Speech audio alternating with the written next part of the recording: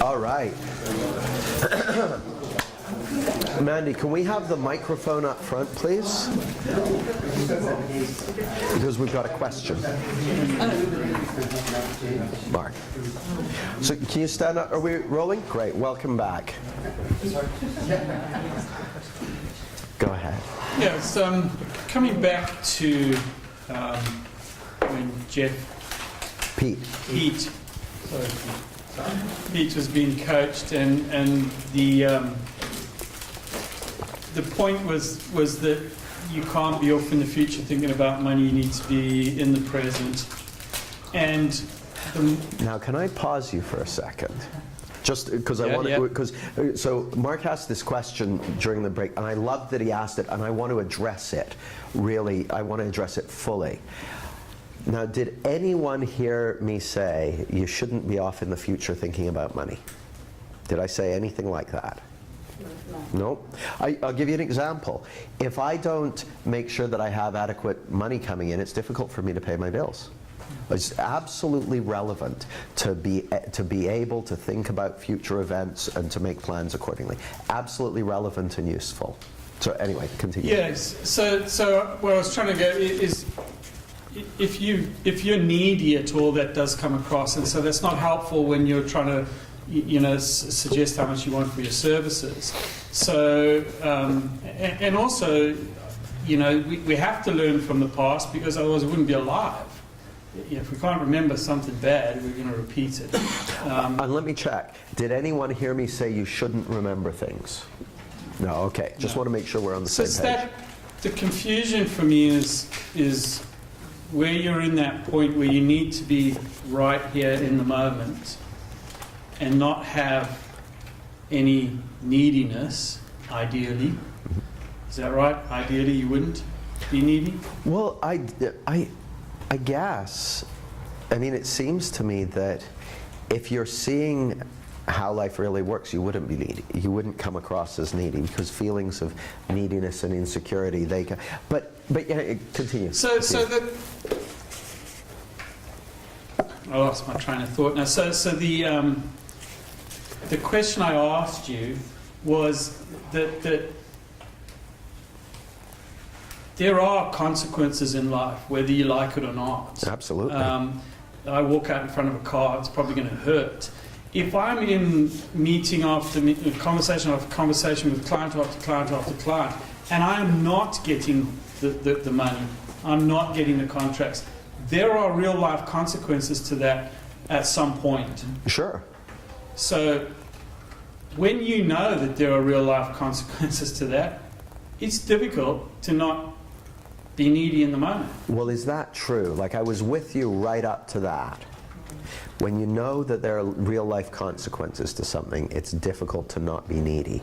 I have no evidence for that statement, because what it looks like to me, Mark, and I'm going to use some metaphors to talk about this. Now, let's imagine we've got two people, Dick and Jane. Now, they live in different parts of the city. They've never met each other, but they look remarkably similar. And Jane's got a string hanging off her head. Now, both of them have the misfortune to be made redundant on the same day from the same kind of jobs. They both got exactly the same kind of job. They both work as a credit controller in a mid-sized company with a staff of part of a team of 15 in both companies the same size. They both made redundant from virtually exactly the same kind of job on the same day. Now,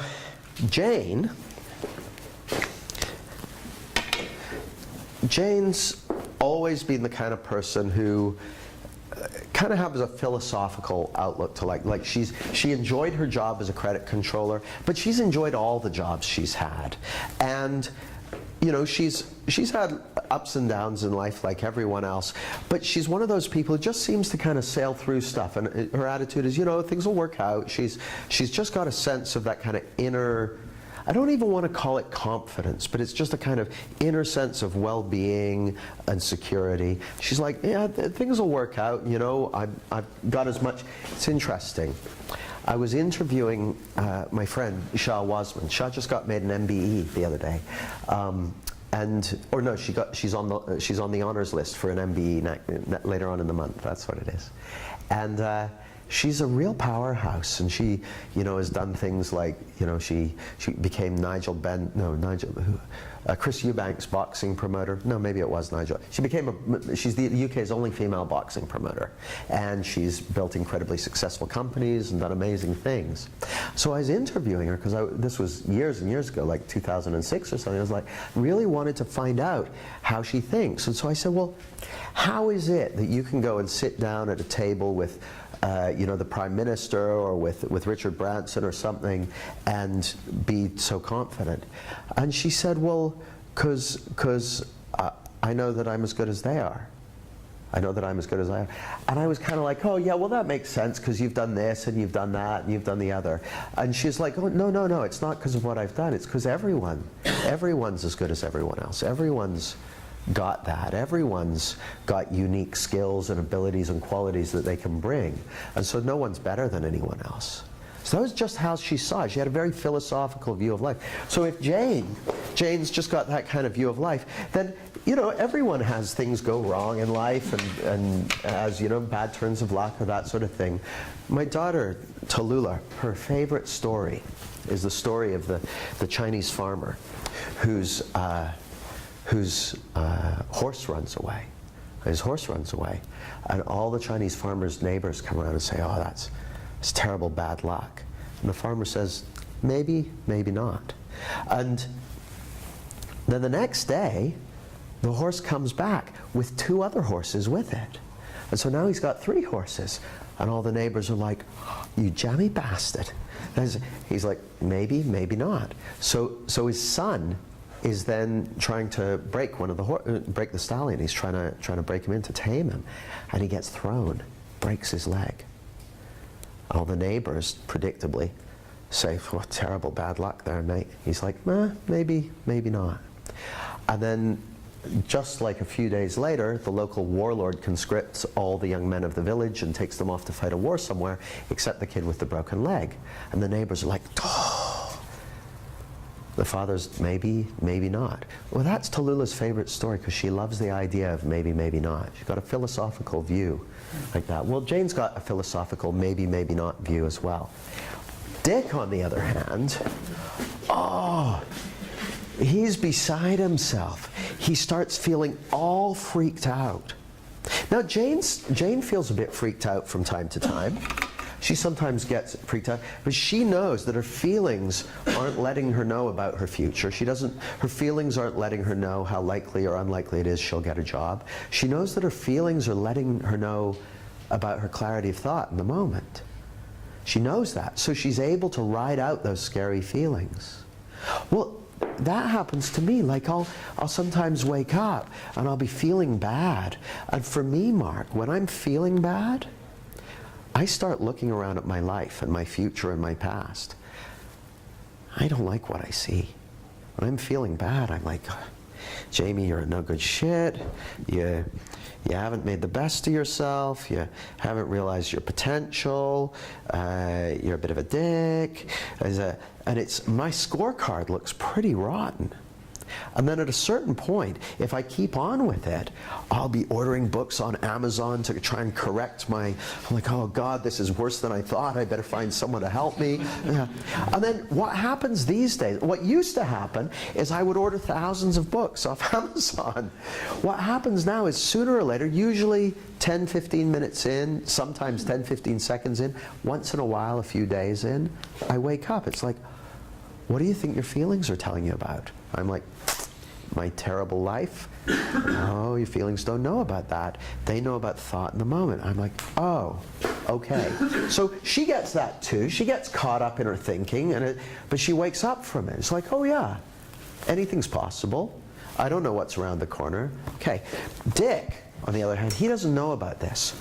So he gets uncomfortable feelings. It's very natural for someone who's just been told they've been made redundant or something. Very natural for them to get some uncomfortable feelings. But Dick, when he starts feeling freaked out, he thinks those feelings are letting him know about what's just happened to him.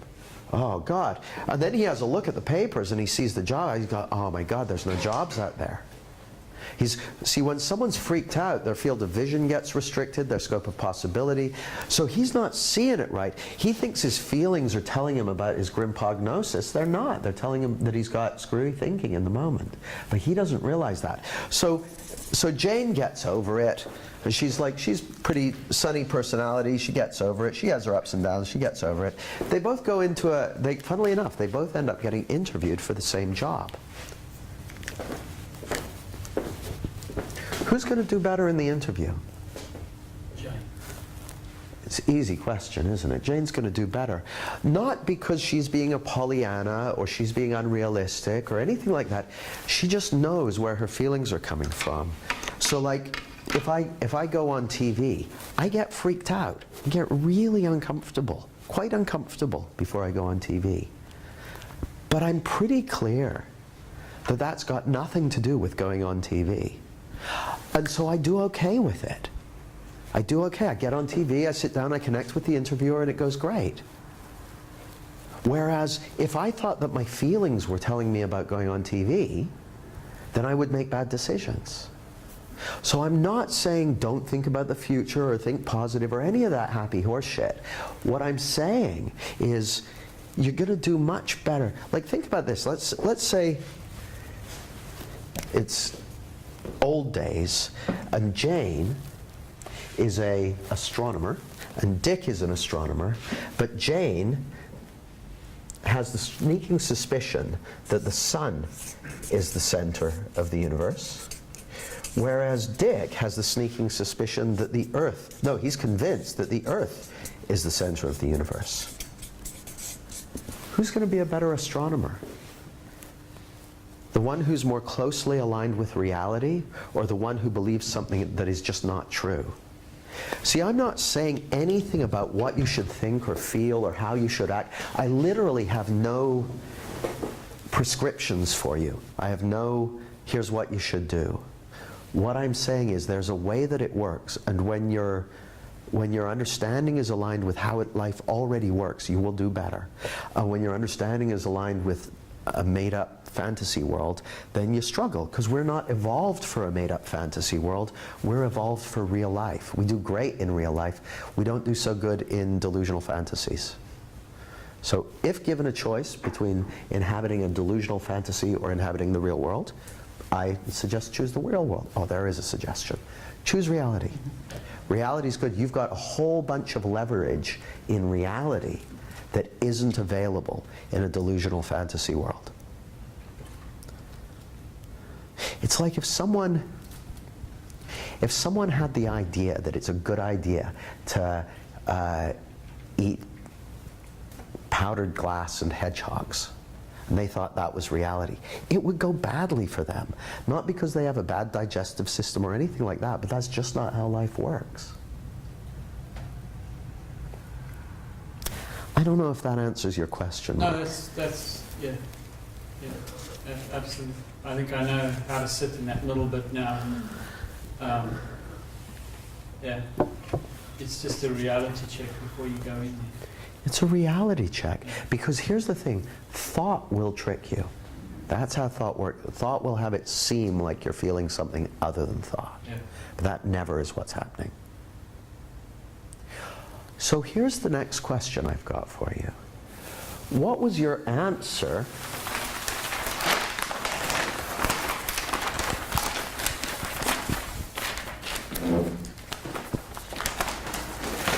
to this question? What did you say when you got asked this question?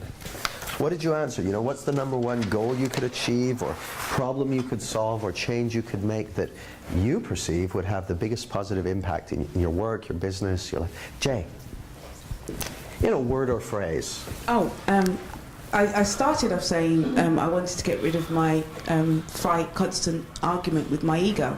But then I realized it was that the business was scaling up, and I had an issue around thinking that I can't trust, because the business is scaling up. I realized that I have to extend and employ and, you know, contract other people to do stuff that I'm normally in charge of doing. So I had thinking that I'm giving these people my dream and they could mess up my life if they get it wrong. So it wasn't really about the ego at all. It was, after I did it all, but it was to get rid of that argument, constant fight with my ego. Well, once you got to the end of it, what if I were to ask you the question now, what does it look like? Now, just to really just live in this new paradigm. So not jumping in and out of it, just chilling. Well, I've got some good news and some bad news for you. Jumping in and out of it, as far as I can tell, is the only game in town. Oh, okay. I haven't ever met anyone who doesn't jump in and out of it. In fact, I've never even heard of anyone who doesn't jump in and out of it. However, the more you understand how it works, the more grace and ease you can have as you jump in and out of it. Oh, right, okay. What happens over time is you end up jumping in it probably less frequently and staying in it for less of a long time, and even when you are hanging out in it, being slightly less concerned about it. It's like it used to be. If I was in a bad mood, then there was something wrong and I had to get to the root of it. Nowadays, if I'm in a bad mood, it's like, oh well, big deal. Moods are like the weather. They change. They change. So what else? Yeah, Nicole. Just speaking to Jay's point, it reminds me of the quote by George Pransky. He says, which is one of my very, very favourites, which is being graceful in your lows and grateful in your highs. Yeah. And that's kind of the best you can possibly wish for.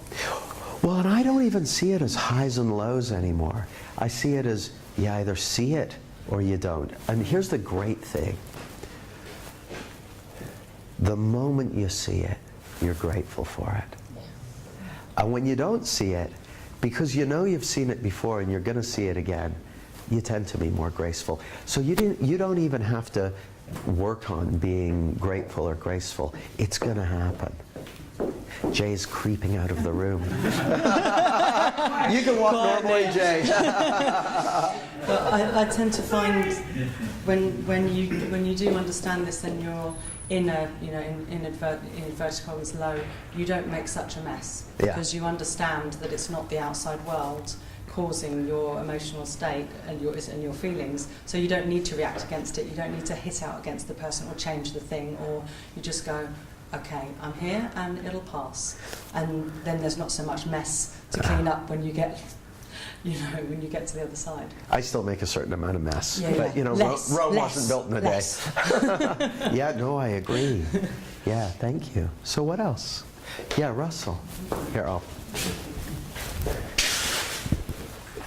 When it comes to the intake, just have a conversation. Don't try and achieve X, Y, and Z. Just have a conversation and focus on that connection. Well, it's amazing, actually. Who, when you were doing that exercise, got into coaching mode and it was like, we need to solve this, fix this, who got into that? That's very natural, especially if you've had coach training. Don't worry about that. But this way of working, it's a little different. It's a little subtler. It's a little gentler. Yet it's very impactful. So, what was your answer to the question, Russell? Originally before the... Yeah, to that question, when they asked you that question, what was it you wanted that you thought would be the number one? Stop making it about me. Stop making it about me. Great. And by the end of it, I was realising to do that was just have the conversation. That's great. That's great. So what else? I'd love to hear these. Yeah, Jamie. Excuse me. I wanted to stop equating freedom with money.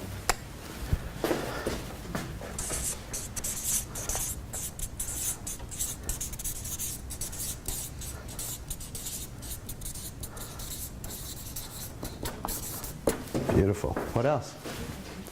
Tor. What I was to be so grounded in the principle that I would know that I was able to deliver, to share with other people in a professional sense.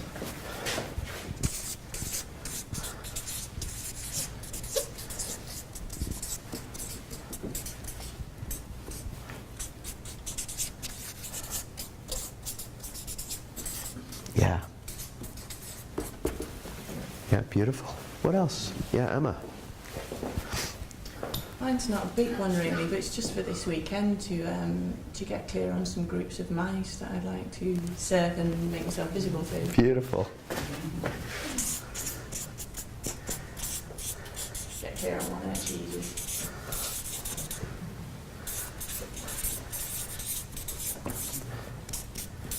By the way, the mice cheese thing, I have to give credit to my friend Dean Jackson for that. You did say So that. useful, and so simple. Yeah, beautiful. What else? What else? Yeah, Para. Yeah, for me it was resigning from my job, so I'd have time to work on my business. And, yeah. Yeah. Great, what else? Yeah.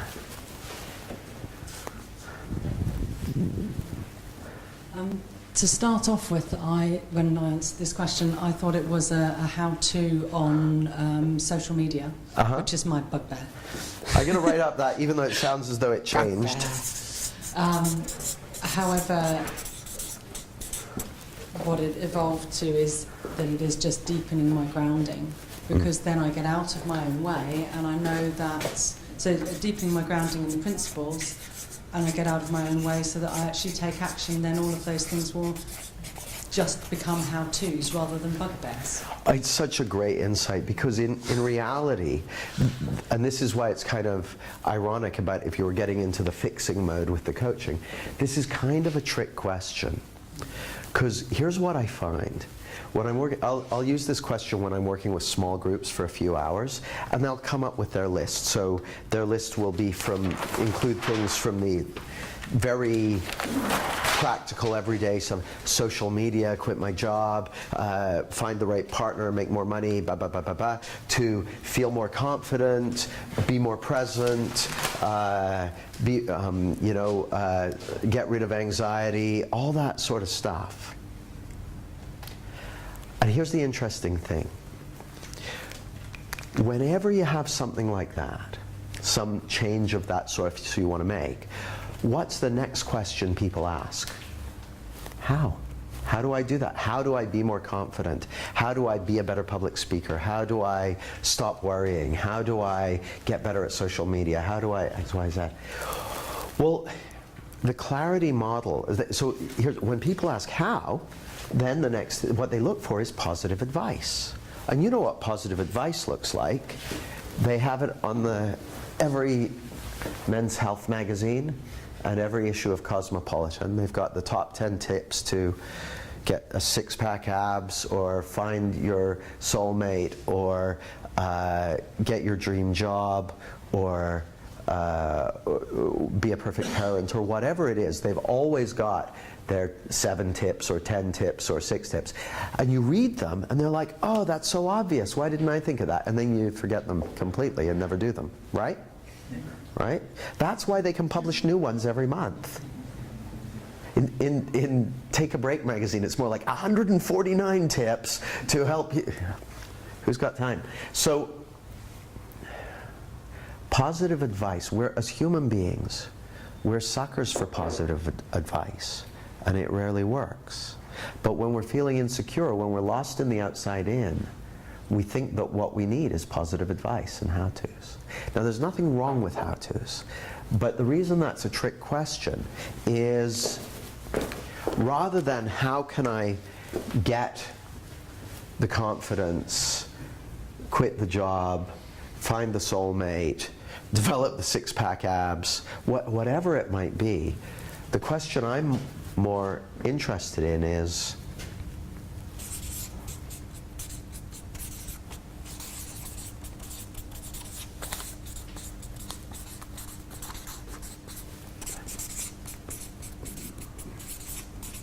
what's been getting in the way until now?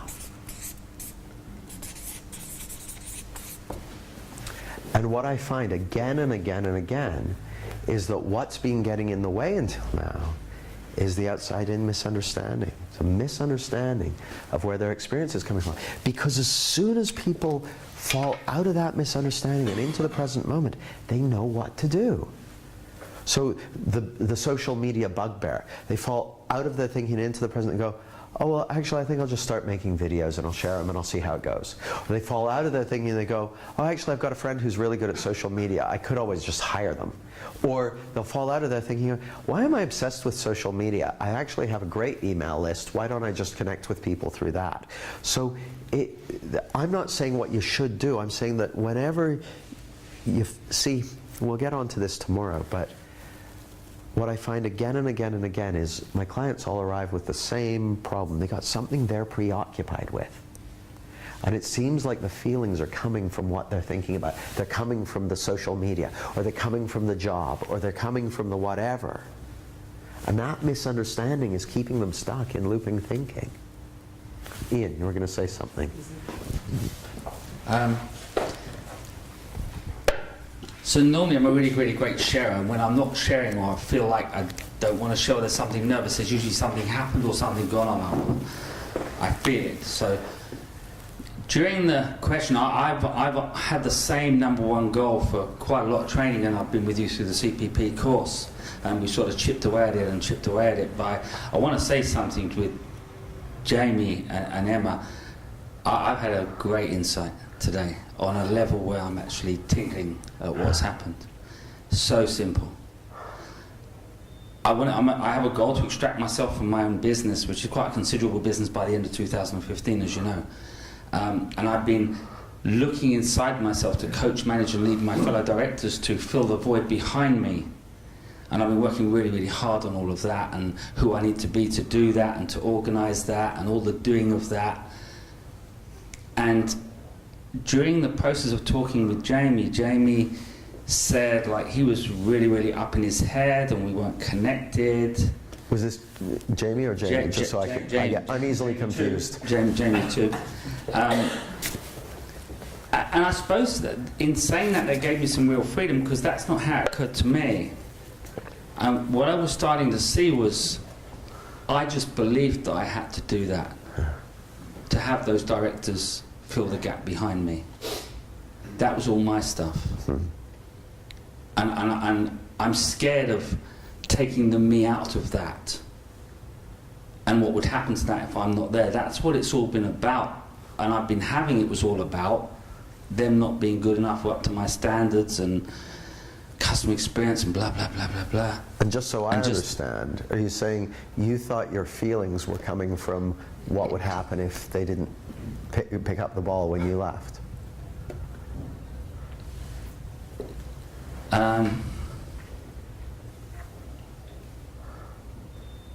Yeah, I thought my feelings would come from what would happen to the company if I left. Yeah. Your feelings don't even know there is a company. Yeah. And I've been sitting there and had coffee and I've been thinking, you know, I really don't want to share. And I know there's something shown up when that happens, because I'm a good sharer usually. I'm quite up my life. But that was really, really great today. Because I actually see I could walk from the business today. It's only my thinking that stops me. That's the only thing that actually stops me. And it has them be small. I'm keeping them small. So I've seen tons today. And I must admit, I was sitting there, I'm going to share this as well, because it appeared that my feelings for not sharing came from, I should have got that from someone else, not from Jamie, who I've just met a few minutes. So I was sitting there thinking that, and attaching my feelings to it shouldn't have occurred that way, as opposed to I was just thinking that. And you know, sitting there listening to you guys sharing and listening to Jamie, it became really clear to me, dropped completely out of that. And then, you know, I'm up here sharing. So for me, that's amazing insight today. So thanks for that, guys. Really, really good. I know it didn't appear like that maybe from coaching, but my experience of it was awesome. Beautiful. Yeah. Thank you. Just add something. Can you stand up so the live streamers can see? Thanks. It's sort of related. It was just really interesting watching that, because and I just thought it might be quite reassuring to people who worry about getting up in their heads and missing the opportunity for connection or breaking a connection, because it was about 5 minutes into it, wasn't it? And you sort of finally said, a real contrast of experience. I'm sorry, I've been up in my head the whole time and I've not connected with you at all. But because he just sat it out, and he didn't. You said almost nothing, didn't you? And he just left Ian with the space to work it out himself. He had this enormous insight, even while Jamie was sat there up in his head, not even able to. See, that's beautiful. But he handled it brilliantly. Well, and here's the thing that occurred to me. What if your wisdom had you doing the right thing the whole time, and then your misunderstanding was going, oh, look at you being quiet, shouldn't you, oh, you're up in your head. And meanwhile, wisdom's going like, no, this is going great, it's all cool. Because here's the thing, you guys have been living from wisdom your whole life. Like, if you hadn't been in touch with your wisdom, you would have got, I don't know, eaten by a lion or something a long time ago. Yeah. Yeah. And the other thing is, like, the connection's always there. Just because you're not, like, when I was working with Pete, sometimes we felt connected, sometimes we didn't. Yeah, that's how it felt for me. First, Yeah. I don't know how many minutes it was, but second half, I certainly felt that way.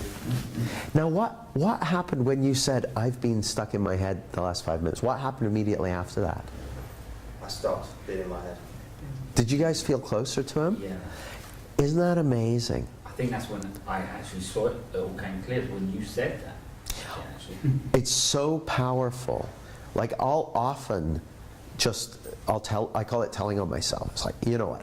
I haven't been paying attention to you the last 3 minutes. Can we start again?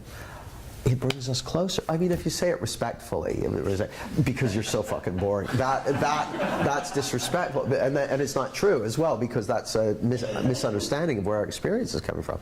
But if you're just real with people, it's amazing. You can have a second chance at any point. It's very powerful.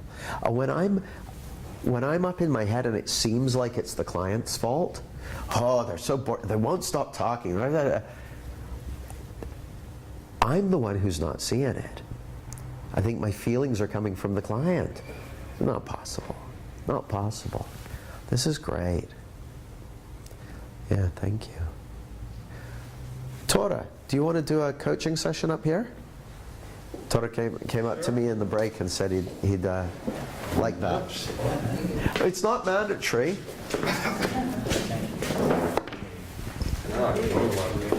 I said to myself I would just show up and respond to whatever came at me, so that's good.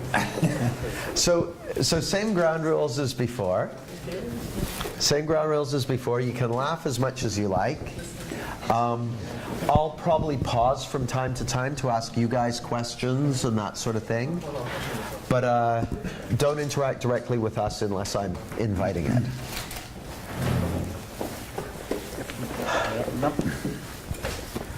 So what has you up here with me at the front of the room, Tora? Hey, yeah.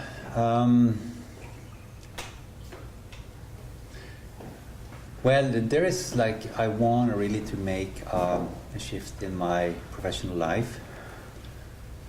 Came across these principles a little more than half a year ago, May last year. Since then, been really studying quite intensely, going to what we could, trainings and retreats and whatnot. Because I knew that this is kind of what I've been looking for quite a while, as a renewal of how I would like to work.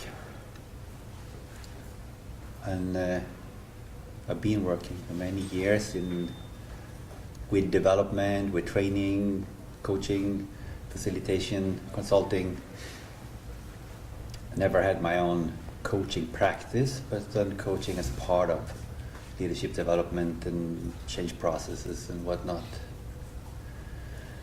So I guess one thing I like to find out, what is my true, really authentic desire and where I want to go with this. Because right now I know that I like to make a shift, and I would like to get such a deep understanding in this approach, the principle-based understanding, that I know I can actually work from that base, and knowing that I can use your word, deliver the goods.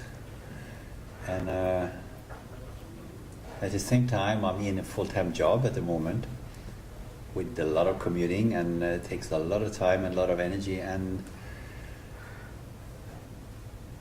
that would be, I mean,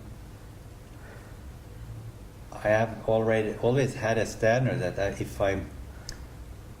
the work I do, I really need to believe in it, and even if I didn't need the money, I would do it anyway. But if I ask me that question, no, if I had the money, would I still keep my job? The answer is no. I would then just start to build up, to move in the direction of working full-time with a principle-based approach. So I know I do a lot of, sometimes I get caught in a lot of thinking about how to make this transition, when I'm ready, how can I do it, how can I make, financial, responsible transition also. And I see myself using a lot of mental energy on these things. I see it right now. Yeah, just a lot of it. So,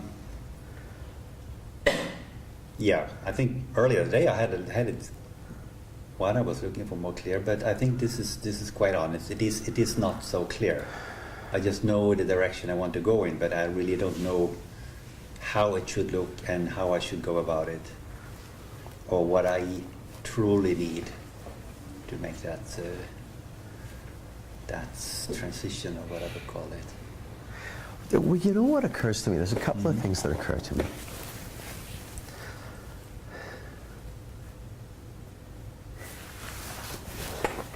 I remember I once went on a training course many years ago, and it was a public speaking training course, kind of speaking from the heart kind of thing, you know, about speaking in a very connected, loving way. It's before I came across the principles or anything.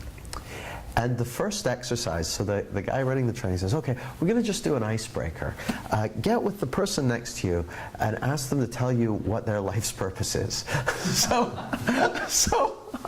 fortunately, I'd been around this personal development world, so I had one written down. So that I'd memorized, and so this guy asked me the question, and I trotted this one out, which I can't remember what it was, but it was, you know, well rehearsed. I trotted it out. I went, and I trotted it out again, and something didn't feel right. So I said, you know, I'd like to go with that, but something doesn't feel right, and I got to be true to myself. Let me try it again. So I trotted it out again, but same thing. I'm like, oh, so I finally go up to the trainer, and I say, look, I know what my purpose is. I've got it written down here. But when I speak it, it doesn't feel real. I said, and I've got to be true to myself. Well, suddenly I heard it. I'd said like 5 times, I've got to be true to myself. And I suddenly realized in the moment, oh, that's your purpose. And in a way, that's at the essence of an authentic desire, is being true to yourself. Now, here's why I mention this. The authentic desire, the purpose, the thing that I was being asked to articulate, was right there, coming out of my mouth again and again and again. And I didn't even notice it because I was looking around for something else. Well, that's what I kind of heard you do. What I heard you say was that in May last year, you came across these principles, and within a very short period of time, you knew that what you wanted to do was get a deep grounding in this understanding. Is it possible that for now, that's your purpose? That's your authentic desire? Because it looked totally authentic to me. And it's backed up by the fact that the last place I saw you was at a three principles based retreat, and you've been going to lots of training. So what if that's your authentic desire at the moment? Now, I'm not saying that's the solution to everything you talked about, but just in terms of authentic desire, what if that's it, and you're already totally aligned with it and totally being true to yourself in relation to that? Had that occurred to you? Yeah, I think, well, yeah, it has occurred, but maybe I've seen it more as a means to something more than an authentic goal in itself. Well, I guarantee it. But I mean, where's the coolest place you've ever walked? The most interesting or exciting place you've ever hiked or walked to or enjoyed walking to? Doesn't have to be the best one, just one of the top 10. The place called Mount Grace, way out in the bushland in South Africa. That's like a beautiful spot. Was it amazing? It's amazing. It's nice. Was it a long hike to get there? No, it's not really a hike. It's just an oasis of a retreat place. Beautiful. Mount Grace? Yeah. Now, when you were 10 months old, you got inspired to walk.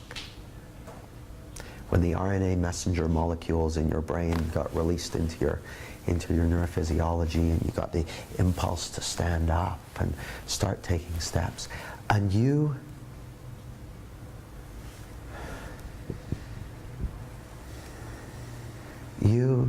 focused on it and played with it and enjoyed that learning process day after day.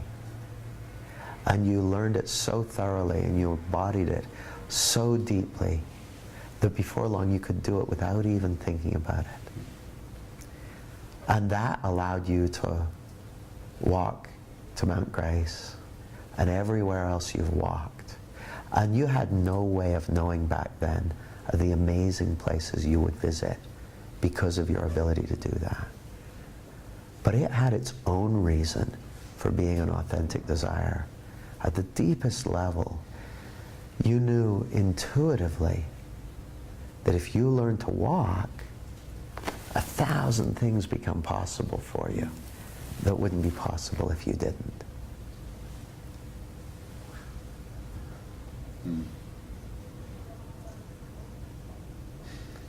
Now, like I say, that's not the whole story, but that's just what occurred to me as I listened to you. Now, let me check something. You know, when you're trying to figure out what the authentic desire really, the what's it in service of, the vision, how does that feel when you're thinking about that? It's like work. I mean, if it doesn't come to me, it feels like it's like just futile efforts trying to figure out something. Yeah. Now that feeling, does it seem like that feeling's telling you about your lack of a vision or whatever that is? Is that what it seems like, that feeling's telling you that there's something you haven't figured out? No, I guess it's more like I haven't, that there are steps in that road I'm on now that it will lead somewhere, but I don't really see I probably see the direction in a way, but not the form it will have, or the expression it will have. Is that a problem? I guess I make it to a problem because I just see myself wanting to make a shift sooner rather than later from my current situation. Because the current situation is? Well, it is, I mean, there are products of my work, which is very nice, lovely colleagues, and I have opportunities in places and bits and pieces to work with development, with some coaching, mentoring and training. But the main bulk is a lot of administration and management and a lot of commuting, which is kind of, I feel like I'm exhausting my energy. So there's so much I want to do, and the day is so full of this full-time job, which I've been in for 2 years. Got it. And so it's and I'm probably making it more complicated than it is also. Well, how so?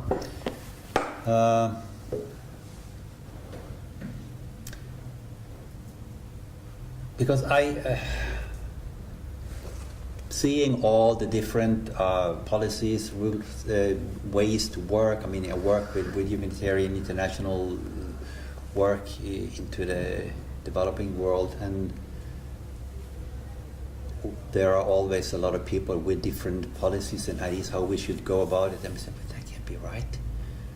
We really, I mean, there are other things that are much more important and to work by. So I said, but instead of going into to really addressing all this, I said, well, I'm not going to be here for long anyway. So I kind of just, I'm pulling myself out of things. I mentally, as I already decided that I will find something new, but not just shifting sideways, but something more of moving in the direction that is I really have my heart within.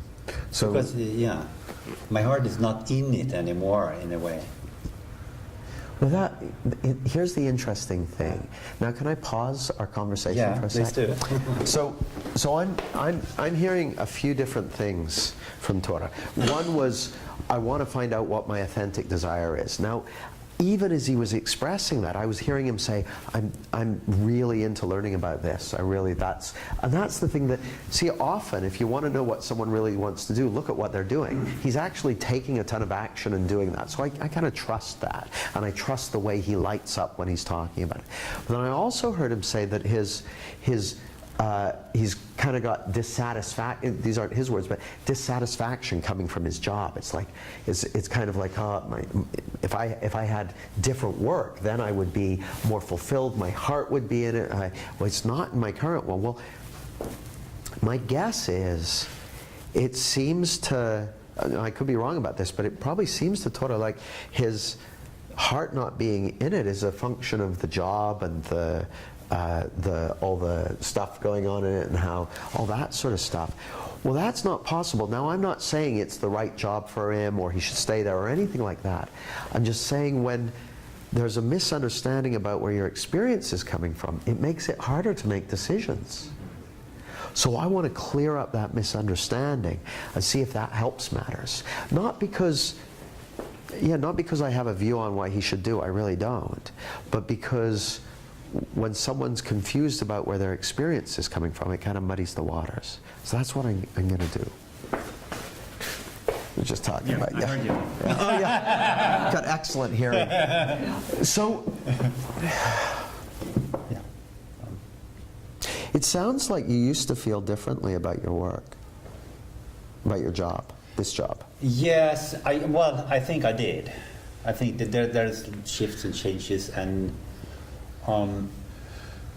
you humanitarian director with a different views. But I mean, it's just shifting things that makes me needing to invest a lot more of my time and energy into the work to really turn it into a way that would fulfill all the what we're there to do in a way. But I know, I mean, I really also been working with applying the principle and to see my own thinking, how it affects my feeling, and go to work and have great days. But still, it's the back of my mind that, okay, you can do this, you can make this work, but there is also like a knowing that, okay, but this is not really what you're meant to do. Well, what stops you just leaving? I think that is basically, as I said, if I had a bigger bank account, I would probably do that and just take this a time out to really build myself into a new direction. So I think main is thinking about my own financial insecurity, including my wife's financial panic sometimes when I mention it. This is, of course, that is the issue.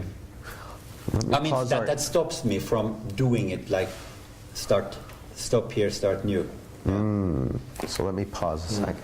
So now, I'm going to I'm going to sort of press him on that one a little bit and dig into it, but not because I'm going to try and get him to leave the job. I assume that if leaving the job was the right thing to do right at this moment, he already would have done it. And the fact that he hasn't means that he's exactly where he's meant to be at the moment.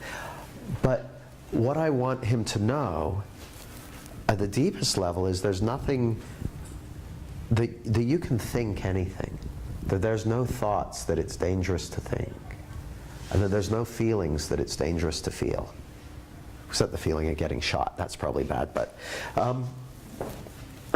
so now the other thing is, I asked Tora a question, he didn't really answer it, so I'm going to ask him again. So what stops you leaving the job?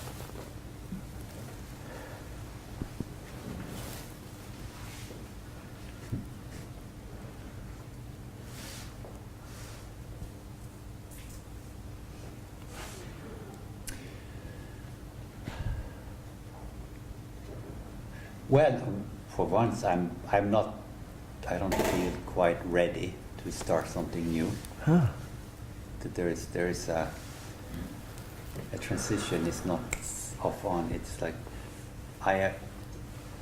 in my mind, I envision a transition period, trying to build something from where I am to where I want to be.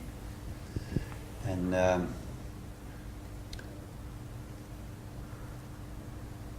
so that is yeah. I just want to touch back to something also, because that shows to really why I think this is important. I was thinking back like 3 years ago or something. We were living in New York at that time, working for the UN. I was upstate New York leading a leadership development program for UN mid-level, high-level leaders from a number of different countries all over.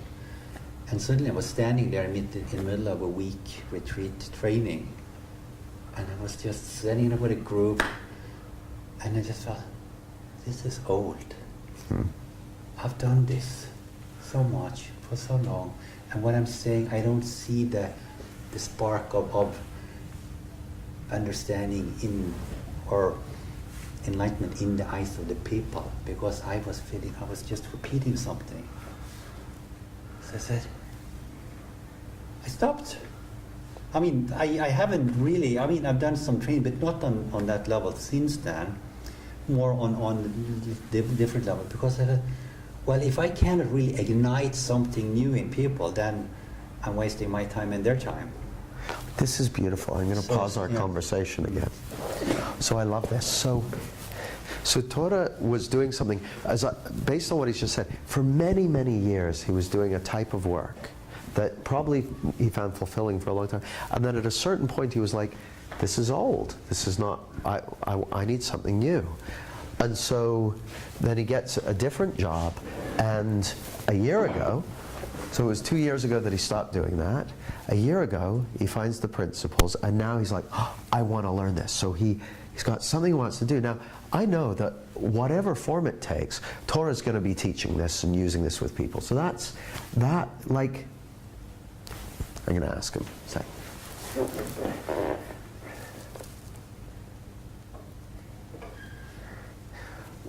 Tora, given your background and everything you've done, what you're passionate, and given the point at which you walked away from that, it's like, I need something fresh that inspires me and that inspires others.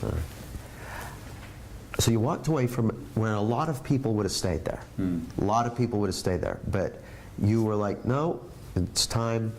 Then you found something new, and now you're passionately learning and exploring the new thing. Do you think it seems likely that you're going to be teaching this to other people? Yes. Yeah. Yeah. To me, I'm like, it's a no-brainer. That's going to happen. Now, I don't know if it's going to happen. I don't know how it's going to happen, or what form it's going to take, or what time scale it's going to be on. But that's definitely going to happen. Like I would have said, that's obvious to me. Now, the other thing is, remember when I asked you the question the second time, the what stops you? And you went quiet. Suddenly, I felt so much closer to you.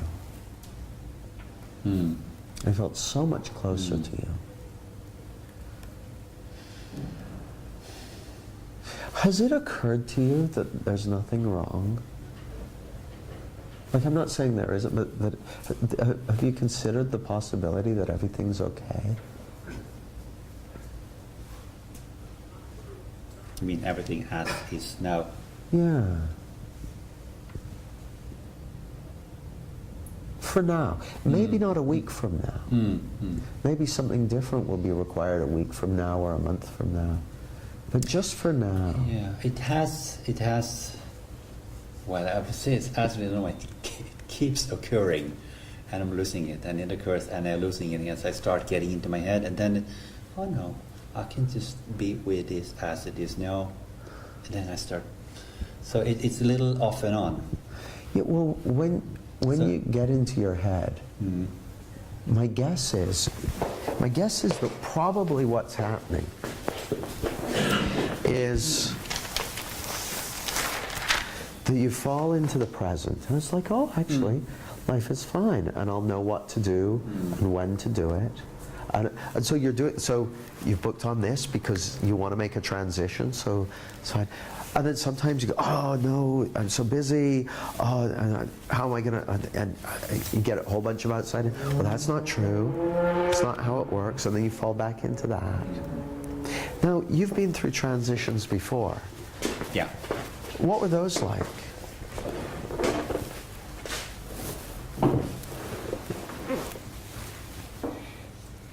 I mean, we've been to actually quite some transitions where we just knew at some point and with a mutual agreement, this is the right thing to do.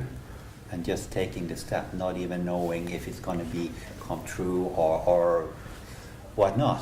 And it has. I mean, it always has. We always survive. And from moving around and from different places and different jobs and different things we've done, it's always,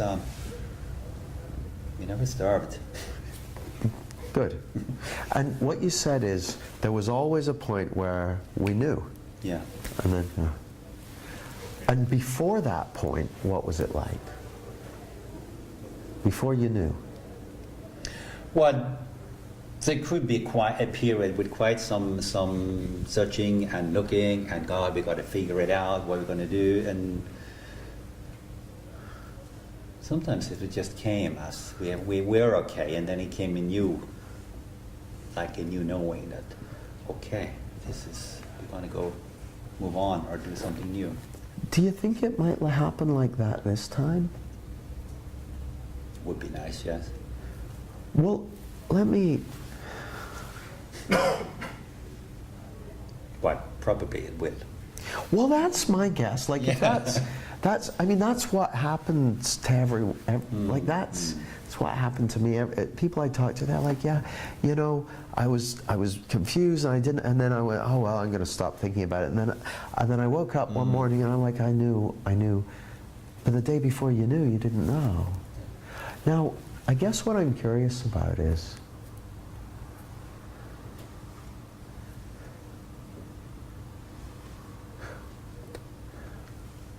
I want to find a way to ask this that's...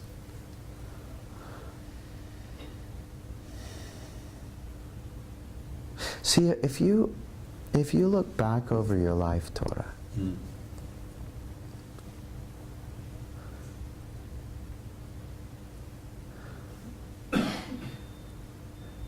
my guess is that it's a journey that's been guided by wisdom, with occasional outbreaks of insecurity and anxiety. That's sure what mine's been like. I look back and I go, holy smoke, well, you look at how everything's worked out perfectly, and punctuated by moments of extreme anxiety, overthinking, worry, insecurity, trying to figure it out, all that stuff. And yet it's all played out beautifully anyway. Is that what your life looks like so far as well? It does, and it certainly has not been any planned career moves or any laid out the long-term plan. It's just been okay.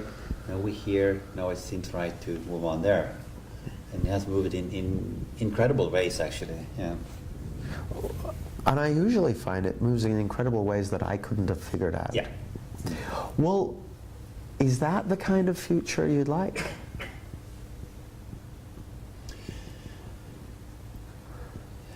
Yes, I.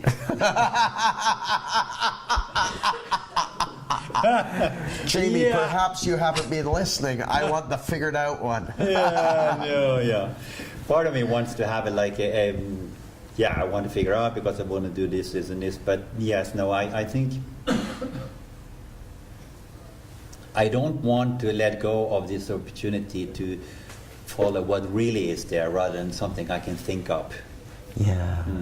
Well, it looks to me like you're doing all the right things. You're deepening your understanding. You're open to taking the step when it's the right time. What if everything's going great and sometimes you get insecure about it? Yeah. And maybe I will, actually my excellent coach over there suggested maybe I use the opportunity right now to really practice the principles to get a better experience out of my current work, which is, I mean, it's meaningful work, but it's very, it takes a lot of presence. So I just have to again kind of say yes to being there fully, wholeheartedly. If not, it's not going to be a good experience. But maybe I can be more effective at it with being with an inside-out perspective into that work. Well, here's the thing that occurs to me, Tora. If you knew that when you're ready, you'll know what the next step is and you'll take it, would there be any reason not to throw yourself fully into your current work until you're ready to move on?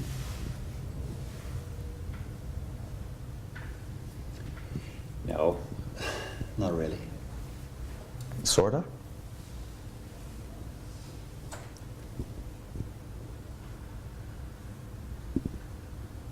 No. No, it wouldn't be any reason to not do that.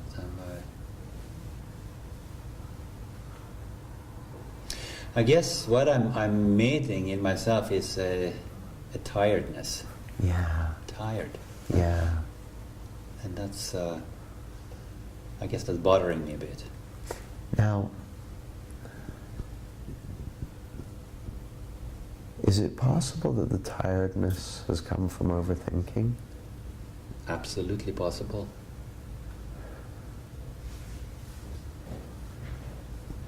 And I guess that is something I've been, okay, I see I overthink, I see I'm caught in my own thinking, but then I haven't been able to see, okay, knowing that, seeing that, being aware of that. And sometimes I don't know how to... Yeah, I think you've got this coded as a mastery model. I think you may be trying to master this. Yeah. Have you got a track record of mastering things, getting good at stuff? Yeah, me too. This isn't a mastery model. You don't master this. This is a realization model. So you don't have to practice it. You don't have to get better at it. You don't have to master it.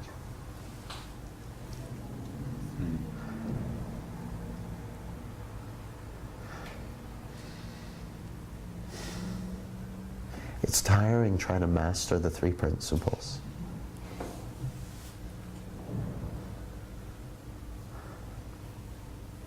Gives you a lot to think about. Yeah, no, that's true too, yeah. Yeah. It's not a mastery model.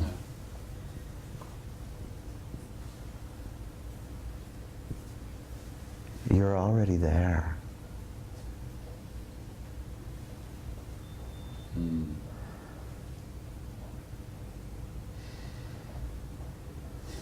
You're already there.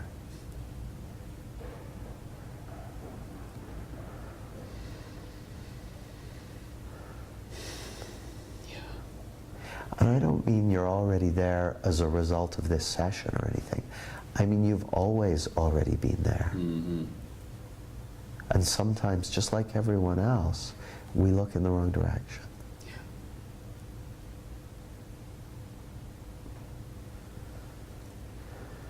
Yeah. And how are you doing right now?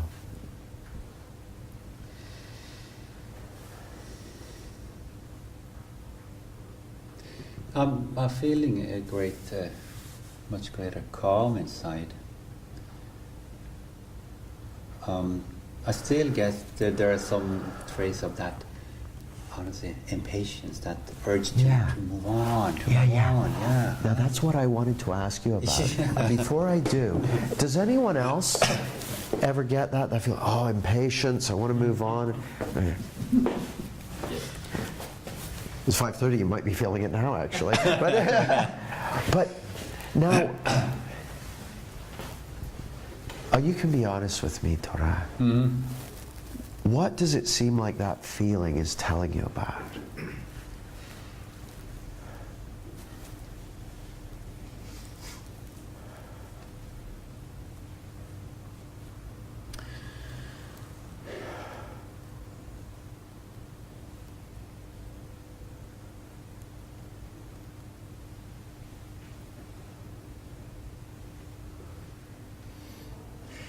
I think what comes to me is just that I want a change, a shift, a break, something.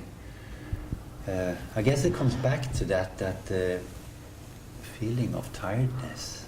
That I don't.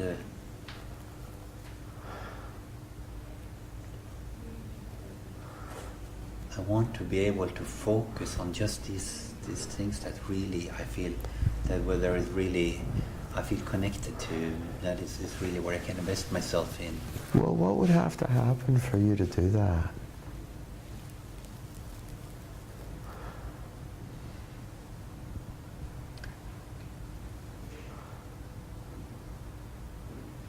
I mean, I know I would have to feel ready for making those shifts and taking new steps.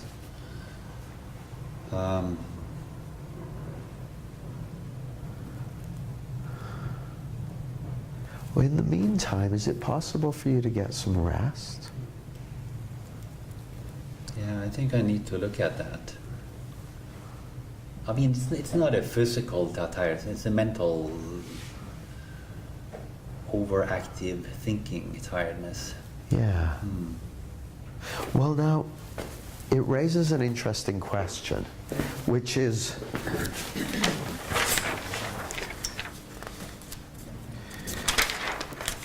who can relate to overthinking? Show of hands. Oh, you're in good company, Tara. That's good. So the question people always have with overthinking is, how can I stop it? How can I reduce it? How can I not do it so much? Does that make sense? Wrong question. The question is, why are you doing it in the first place? It's a much more leveraged question. Why overthink? I know the answer. Outside in misunderstanding.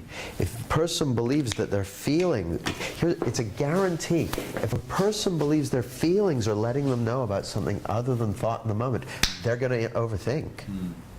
Yeah. Guaranteed. So for instance, when we're sitting having a lovely morning, doing very nice, and I said, so at lunch, I want you to go out and walk into shops and make absurd requests. Who started overthinking? The reason you started overthinking was because it seemed like your feelings were coming from the shop in the future. As soon as you split thought and feeling, as soon as you pretend that you can feel something other than thought in the moment, overthinking is inevitable. If you believe you're at the mercy of a world out there that can make you feel certain ways, it makes sense to start strategizing and creating a to-do list and trying to manage the external world. You're going to overthink. As soon as that happens, it's guaranteed. So what I'm going to suggest, Tora, is that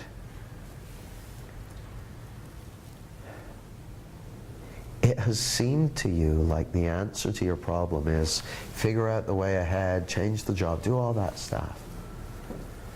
It looks to me like the answer to it is see where your experience is coming from. Because as you see that more deeply, you're going to fall out of your thinking and into reality, into the present moment. And the present moment is the source of restfulness in the mind. And it's also the source of readiness.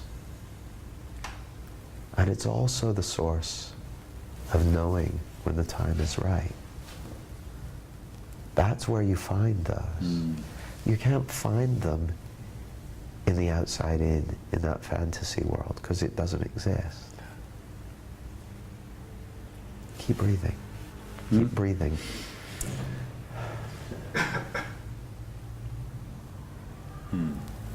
Yeah, makes sense very much.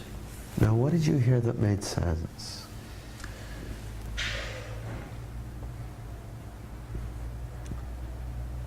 To not trying to force anything, or to wanting things to be something, but just to be with whatever is.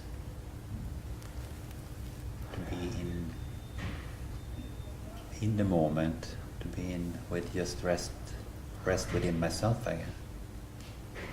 And you'll get caught in the outside in from time to time. But that's the same as everyone else.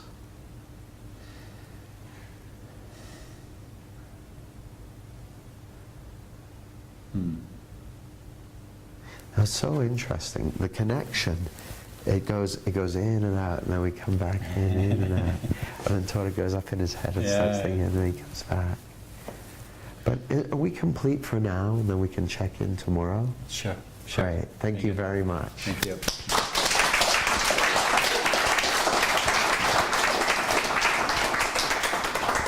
So the thing is, it's so interesting. When I first started presenting this to people, I'm saying, you're thinking you're not feeling your circumstances or your possessions or your money or anything. People turn it into a judgment. So they're saying, oh, so you're saying I shouldn't want money? Like, no, in our society, you pretty much got to be nuts not to have, not to want any money at all, because you pretty much need it to do stuff. It's pretty useful. But I'm saying if you're in a misunderstanding about where your feelings are coming from, it's much more challenging to navigate. Any questions about that session with Tora? Yeah. But I think it was just Can we- a thank you, really. I mean, I don't know about you, Tora, but where Jamie was taking you was so where I saw that I wanted to go with Tora, but I can see now very clearly that in the session I was trying to fix, and I was rushing him down that path of just your pace and your patience and your openness and your willingness to be with him in as long as it took for him to come round to that realisation was just really helpful. Well, and I felt with Tora like we had a nice connection and things were shifting. And I'll be very interested to see how it looks in the morning. Because it was clear to me that this was thought patterns that he's rehearsed 1,000 times, and he's been around and around it and that sort of thing. So sometimes, it takes a little time for it just to start to shift and open up and that sort of thing. But yeah, well, here's the thing though, see, and again, this will sound like I'm a terrible coach, but I never accept the client's diagnosis of what's going on, because if they had an accurate diagnosis of what's going on, they wouldn't need me. Their diagnosis of what's going on, what they need, what's wrong, what's missing, that sort of thing, is without exception riddled with outside-in misunderstanding. Okay? So what I see a lot of people do, especially coaches, when they first come to this, they assume that what the client says they want is what they really want. When actually, I know that as people fall out of their thinking, what they fall into is what really makes sense for them. I think when I was coaching with Tora, I tried to use the example of, could you, or the question of, could you be 100% happy and comfortable and grounded in the job that you're already in? But when we started with the question was, what's the number one thing you could change? And his answer was, my grounding. And he just, like almost sort of overflowed with this beautiful, he had that beautiful feeling. And then I was like, great, lovely. Well then, if you could take that over here into that place that you really don't feel like you want to be right now. And I could see, that he sort of went back down, I sort of almost closed in and went back up in his head again. Well, we just had that 10 minutes, and that's where we got, and it was very interesting. The beautiful thing about it is, his answer to the question, what's the number one thing? Grounding. That's basically what he said when he was up here as well. And so he's actually, if someone says, I say, what's the number one thing? And they say, it's this. And I say, what are you doing about that? And they say, well, I've done this, this, and this. I'm like, great, sounds like everything's going according to plan. The thing that they've identified as the most leveraged and important thing that they can work on is what they're putting their energies and efforts in. Whereas if you were to ask me that question, I said, yeah, health and fitness. You said, what are you doing? It's like eating at McDonald's every night and watching 16 hours of television a day. That would be a bad sign. But if I said, well, going to the gym, eating healthy, I've got a nutritionist and a trainer and taking care of that, it's like, well, that's pretty much sounds like you're aligned with what it is you say you want to be doing. So yeah, I wouldn't be surprised, just between you and me, if Tora's grounding is the thing that's going to allow him some freedom around his current work, is going to allow him to see the next step when it appears, and to know it, and to have courage and resilience and confidence about how to take it. I would have thought it's his grounding that's going to help him out with that most of all. I won't tell him that. But. That's what I could see. And that's what I wanted for him, but I rushed. I rushed a little bit. Well, and lost that connection. Yeah. We all rush sometimes. It's okay. So I think that's a good place to pause for this evening. You guys have done brilliantly today. I look forward to seeing you here between 9:30 and 10 tomorrow morning. I was going to ask you guys a favor. If I were to post a Sid Banks video to the Facebook group, do you think you might get 25 minutes, 30 minutes to watch it between now and tomorrow? Okay. Okay. If you get the chance to, and if it feels like the right thing for you, then I'd love you to do that. I'll post that tonight. And if it doesn't, then don't. Thank you for your attention. And thanks to all of you live streaming as well. I'll be posting that this evening.